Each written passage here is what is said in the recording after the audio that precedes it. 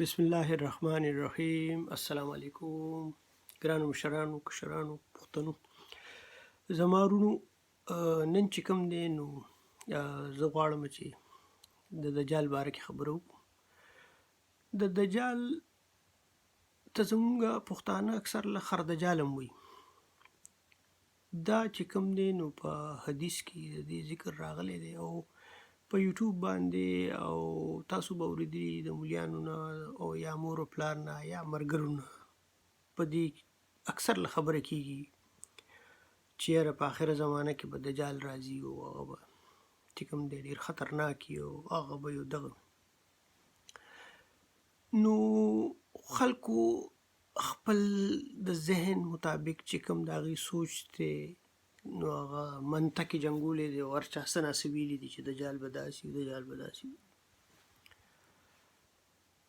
د دجال لفظ چې کوم دی نو اول به په دې غور وکړو. دجال څه ته وایي؟ دجال وتی دی د دجل او د دجل مطلب دی دوکه، یعنی هغه به دوکه ورکول والی د هغه نوم به دجال نی، د هغه چې کوم دی خپل نوم به دجال نی، خو د هغه ټایټل دا جوړ شوی دی، د هغه دا یو نوم جوړ شوی دی چې هغه به دوکه ورکوي. نو دوکې ورکول والا ته دجال ویل کېږي، ولې چې دجل وتی د دوکې نه.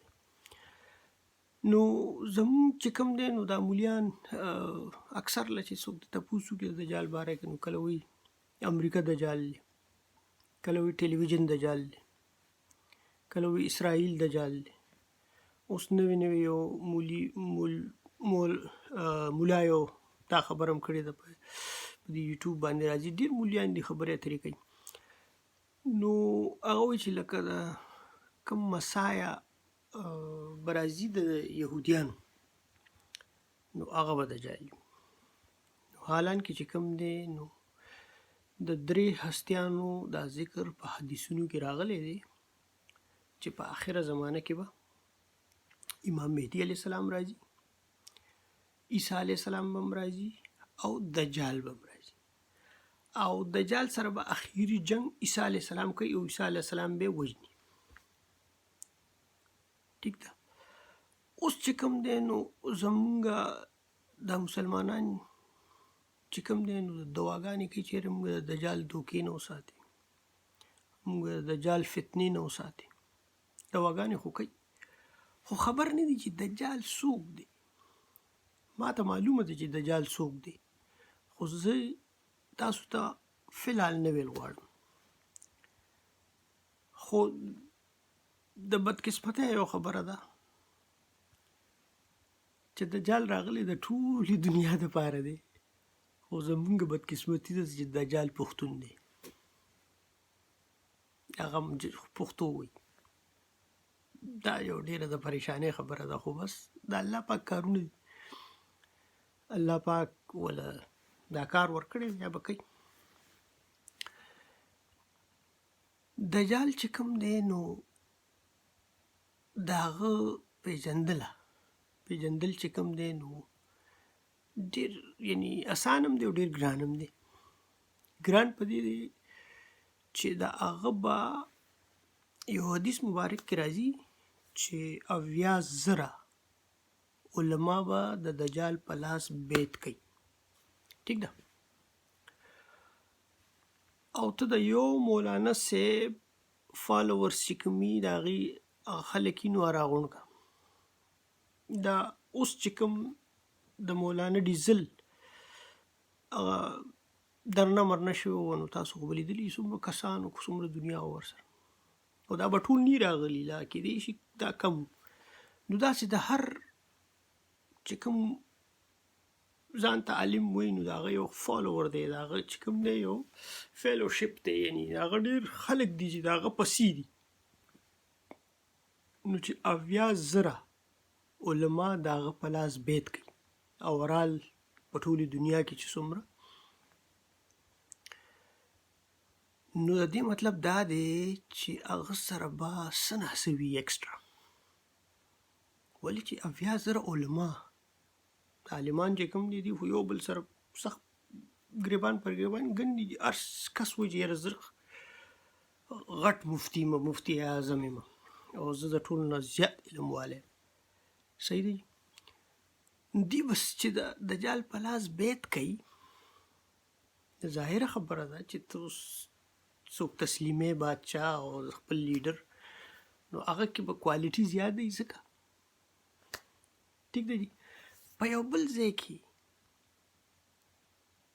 دا روایت راغلی چې دا مولیان صاحبان وایي چې د هغه په تندي به کافر لیکلی. صحیح دی. تاسو به اورېدلي دا وینا اکثر له د مولیانو. زه دې مولیانو نه دا تپوس کوم چې د هغه په تندي باندې کافر لیکلی دی، نو ته په بیعت ولې کوې بیا؟ 80,000 علما به د هغه په لاس بیعت ولې کوي که د هغه په تندي باندې کافر لیکلی شوي؟ ته به بیعت وکړې؟ نو والله کې به وکړې. ته خو وایې چې هلکه خو دا ما وپېژندو، دا خو دجال دی، دا خو د دجال فتنې نه ځان بچ کول دي. ته به چرې مونه کې بیعت د هغه په لاس. د دې مطلب دی چې دا یا خو د حدیث غلط دی، یا که د هغه په تندي باندې لیکلی وي نو هغه به هغې خلکو ته ښکاري چې چا په نظر کې په زړونو کې نور وي. اهل نظر ته به ښکاري. چا ته به ښکاري؟ اهل نظر ته چې کوم په دې روحانیت کې راغلي او د هغې دا باطن دا خپل سینې منوره کړي، رڼا پکې راغلي، د الله نور پکې راغلي، نو د به ښکاري چې دا دجال دی.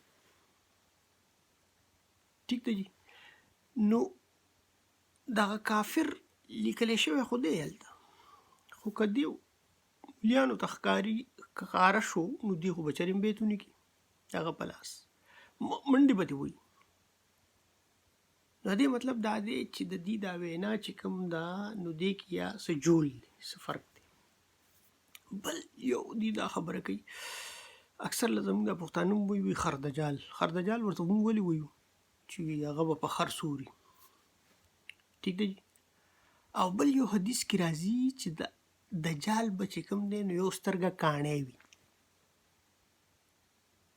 نو دا چې کوم دی دا دومره نشانې چې حدیث بیان کړي چې د هغه په تندي به کافر هم لیکلی شي، هغه به کاڼی هم وي، نو بیا ته ولې بیعت کوې یار؟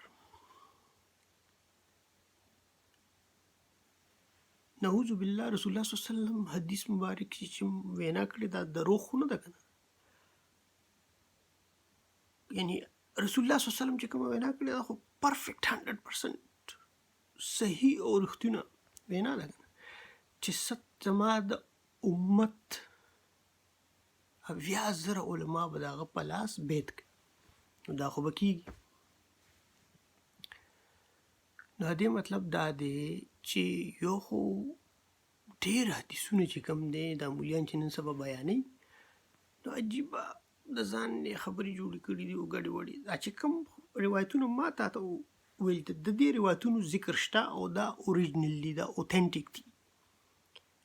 دا حدیثونه چې کوم دی دا هغه حدیثونه دي چې رسول الله صلی الله علیه وسلم بیان کړي. باقي دې نه علاوه چې کوم مولیان څه وایي نو هغه هسې غول خوري او یعنی مطلب هسې هغه بس نور به ورته څه نه ویم. نو دجال چې کوم دی یو غټه دوکه ده، یو غټه فتنه ده. د دجال حقیقت څه دی؟ دجال لبا یعنی چې کوم ابلیس دی د هغه خپل نوم چې کوم دی نو عزازیل دی. ټیک شه، عزازیل چې کوم دی نو هغه ته موږ ابلیس هم ویلی کېږو، حالانکې ابلیس ورته ولې وایي دا د هغه ټایټل دی، دا د ابلس نه وتی دی. ابلیس د ابلس نه وتی دی. ابلس څه ته وایي؟ ناامیدي. یعنی دا ابلیس چې کوم نو دا د قوم جنات نو او دلته په دې ځمکه باندې اوسېدو. دی ډېر موزګزار و، د یعنې د دې ځمکې په چپه چپه یعنې ځای په ځای د سجدې کړي دي الله پاک ته. الله پاک چې د عبادت وکتو نو الله پاک ویې غوښتو بری بوتلو اسمان او ته وایي چې راځه یاره ستا زه ترقي کوم او د دې فرشتو سربراه کوم د دې لیډر شه. نو څومره فرشتي وي او ملایک د هغې سردار شو. صحیح دی. نو چې کله د آدم علیه السلام جسم جوړېدو، نو الله پاک په قرآن کې وایي په سورت بقره کې چې فرشتو ته حکم وشو چې ده ته سجده وکړي، آدم علیه السلام ته سجده وکړي. ابلیس ته حکم، ابلیس خو د فرشتو نه وونه، د هغه فرشتو سره تعلق، هغه د فرشتو سردارو او د هغه تعلق د جناتو نه دی او د هور نه جوړ دی. جنات د څه نه جوړ دي؟ د هور نه. او فرشتي د څه نه جوړې دي؟ نور نه جوړې دي. نو فرشتو ته الله حکم کړی چې دته تعظیمي سجده وکړي. نو ابلیس ونه کا، نو بس په دې باندې چې کوم دی نو دا یعنی دا یو قسم له د الله او د ابلیس په منځ کې ډیل شوی و مخکې نه، یعنی پری پلین منصوبه ده. صحیح دی. دا په دې به بیا یو ورځ تفصیلي خبره کوو. نو دا بیخي هغه جړو ته به ورځو، تاسو به ښه صحیح پوه شئ چې دا کیسه څه ده. نو دا ابلیس چې کوم دی نو د هغه دلته خپل یو جهان دی.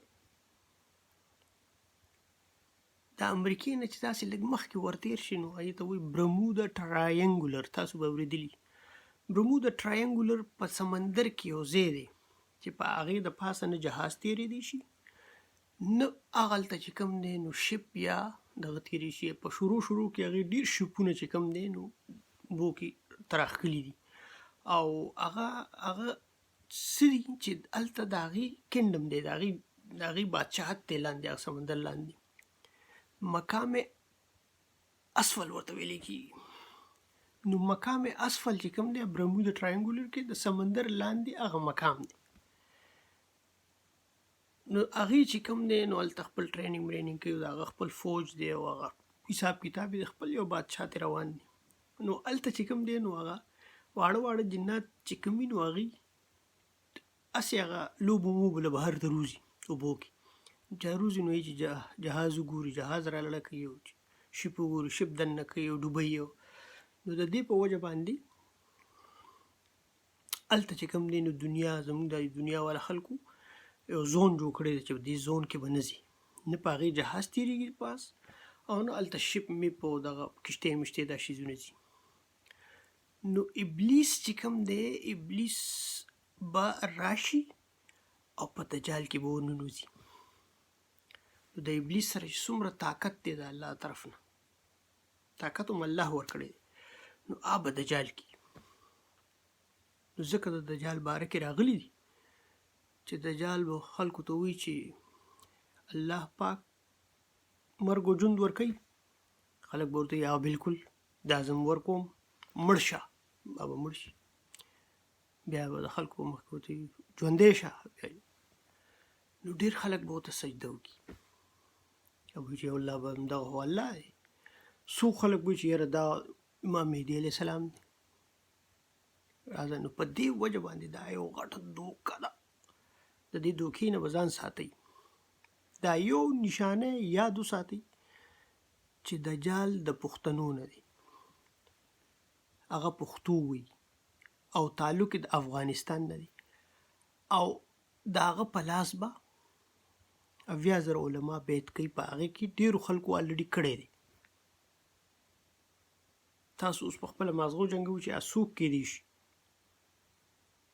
نو بیا به چې کوم دی مزید یو ورځ په دې خبره کوو. خو لکه د دجال چې کوم دی نو زیاتر هغه خلک ورته سجده کوي چې نور پکې نه او هغه خلک به بچ شي چې چا کې نور وي. نو دا نور راوستل دې سینې ته او دې زړه ته ډېر ضروري دي. د دې باره کې چې کوم دی د نور حاصلولو دپاره د ذکر قلب اجازت واخلئ او کوشش وکړه. یقین په رب وکړه الله پاک دومره مهربانه شوی دی نن سبا چې هر چاله دا دولت ورکوي مخکې به چې کوم دی نو خلک ځنګلو ته تله او د بیت او څه لانجې او ډېر مصیبتونه او په یو ولي به چې کوم و کامل ذات مرشد چې ورته وایي نو هغه به د هغه چې کوم صحیح مریدان به هغه 3-4 به وو نور به هسې هغه خدمت والا او هغه دغه هغه صحیح چې کوم زه ورته وایم صحیح اوریجنل چې د هغه مریدان وو هغه و چې هغې ته به ذکر قلب ورکړی و یعنې ذکر قلب به ورته میلو شو د هغې زړه به الله الله کو اوس چې کوم دی نو الله پاک دا شی عام کړی دی او نه چې کوم دی بیت شته پکې او نه پکې نظرانه شته هېڅ هم نشته بس د 14مې سپوږمۍ ته وګوره د امام مهدي علیه السلام تصویر به درته پکې ښکاره شي او چې هغه درته په ښکاره شو 3 ځله الله الله ووایه اجازه ته میلو شو پریکټس یې شروع کړه پریکټس په څنګه کې الله الله وکړې د دې زړه د دړکن سره د شپې خیلاس په پکې د حرکت به مل یو سره الله بل سره هو داسې دا ذکر کوه په تصور کې دا شهادت ګوته په دې باندې الله لیکه او امام مهدي علیه السلام ته دعا کوه الله ته درخواست کوه چې الله امام مهدي علیه السلام زما خوب ته راولېږي زما خوب کې ما ته راولېږي چې زما دا ګوته ونیسي او ما ته الله ولیکي ته ګوره چې کېږي که نه زړه به دې الله الله شروع کړي اجازت غواړم د الله په امان د ځان خیال